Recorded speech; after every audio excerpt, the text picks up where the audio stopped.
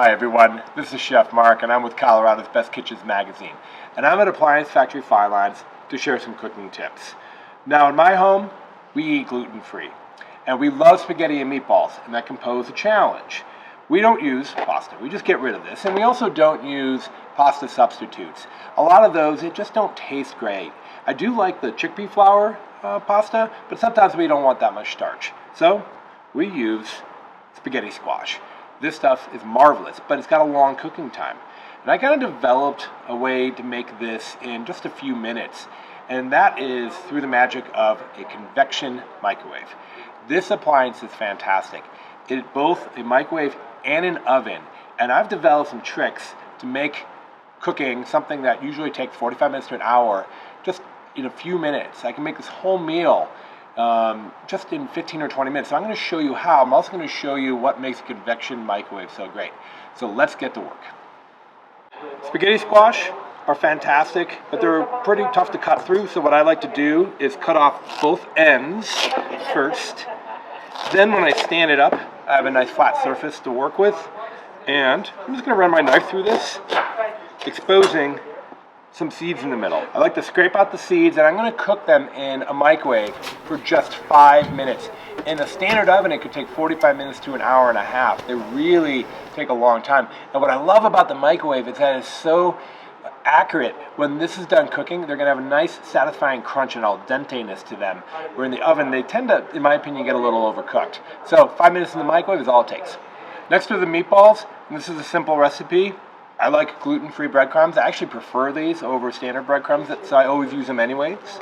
I've got some half and half, some eggs, some Parmesan cheese. I'm going to fine dice an onion, some salt and pepper, and of course some ground beef. I prefer lean 93% ground beef. That way I can add more fat back in the cream, which also helps bind it. Let's get this combined.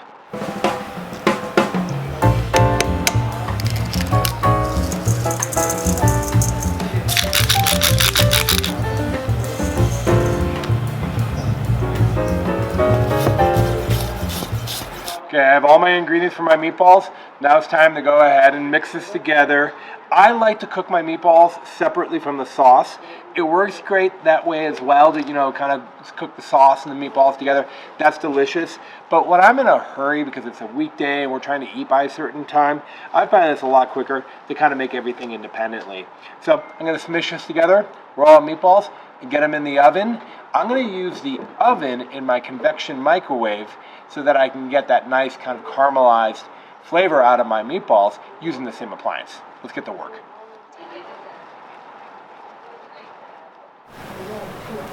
Good.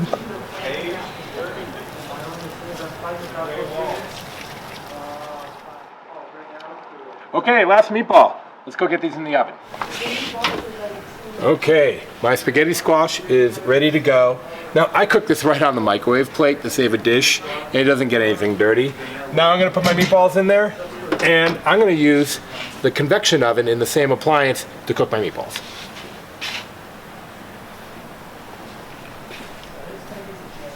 $375. One of the advantages to this is the oven is already hot from using the microwave. So this is going to heat up really quickly. I love these things. This convection microwave oven that I'm using happens to be a wall oven. Now they're also available in an OTR, over-the-range microwave. That's far more common in most kitchens. Let's go take a look at what one of those looks like. This is an over-the-range microwave. You might be familiar with this. You might even have one of these in your own home. This does several things. It's a microwave. It's also the vent and a light as well. Ask your salesperson about a convection microwave, because that will serve as a second oven in your kitchen, right above your range.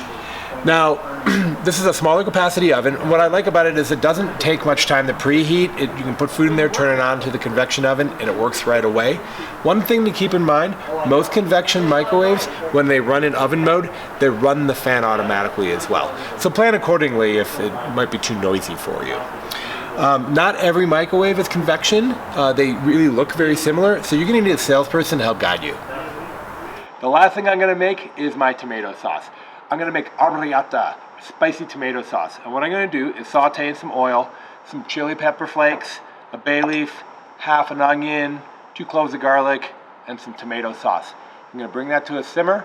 I'm going to finish it with a little bit of extra virgin olive oil, and then the secret ingredient, a half a stick of butter.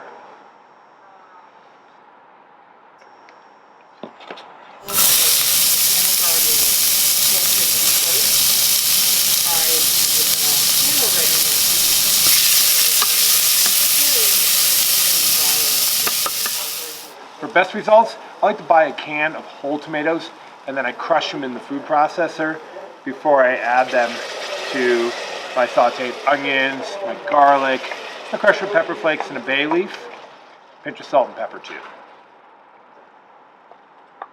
We're going to bring this to a simmer. I'm just going to let it cook for about 5 minutes and it's all set. My spaghetti squash has been resting for about 15 minutes. I like to let it rest so that it can finish cooking. And it's still very hot, so I'm holding it with a towel to make sure that I don't burn myself. Now, what I'm going to do here is just scrape. And I want to be careful when I'm scraping that I don't puncture the skin. The skin is the vessel that we actually cook it in. And what that does is it kind of contains it. You can see here, we're starting to get those nice long pieces of spaghetti coming out of the squash. This does have a natural sweetness to it, so it pairs really well with a spicy tomato sauce. And you can see that we're getting quite a bit here. You're going to get a lot of volume out of one spaghetti squash. I do 1/2 for 5 minutes in the microwave, or if I'm cooking both of them, I do them for about 8 minutes. They'll cook in plenty of time. Some other nice things to do with spaghetti squash, they actually make a really nice dessert. Sprinkle some cinnamon sugar over them and serve that with ice cream. It's a really fun way to, fun and healthy dessert. I always say when you're scraping spaghetti squash, don't be a hero and try to get every little bit out, because if you accidentally get some of the skin in there, it's really crunchy, it's not edible, and it tastes terrible. So don't be a hero, just leave a little bit in there, just be safe. Okay, my tomato sauce has been cooking for about 5 minutes. I just really bring it up to a boil. I don't cook it very long because I want it to have a nice bright flavor. So I'm going to finish it with secret ingredient, half a stick of butter, and a decent amount of extra virgin olive oil. That's going to add some fat right at the end. I'm just going to stir that in off the heat. You don't want to boil butter. It will separate into its milk fats and milk solids and kind of leave an oil slick in your food. And I'm just going to stir that in, and this is ready to go. The last thing we need to do is assemble dinner. All right, using the oven feature on my microwave, my meatballs are ready. Look at that. Can you believe that these are coming out of a microwave? They cook beautifully. So let's go ahead and assemble our dinner. I have everything ready. Using the speed and magic of a convection microwave, in a few minutes I've created everything I need to pull together a beautiful dinner. I am, of course, going to make it look fancy on a plate, just like to make a nest of my spaghetti squash right in the middle of the plate. And I think, like I said, this is delicious. It doesn't really need that much. You can season it and butter it and oil it and salt and pepper. I don't think it's really necessary. Just going to nestle 2 meatballs. Let's go with 2 meatballs, just like that. And then, of course, my sauce. Oh my gosh, my sauce is so good. It's got a nice heat to it with those pepper flakes. You know, you can make it as spicy as you like. I'm kind of a spice wimp. If you've been watching me for a while, you probably know that. So I just added about a teaspoon of pepper flakes. Gives it some nice heat. There we are. Then I'm going to garnish my food. Why not? I'm going to do just a little splash of balsamic glaze.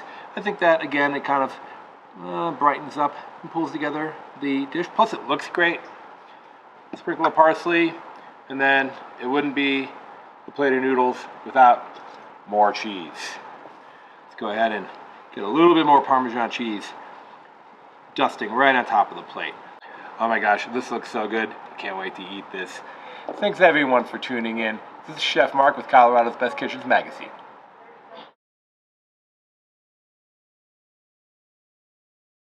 Arrabbiata tomato sauce, spicy tomato sauce.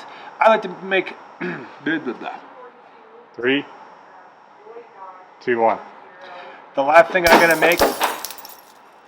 Yes. Ugh. Okay. That's good. 3, 2, 1.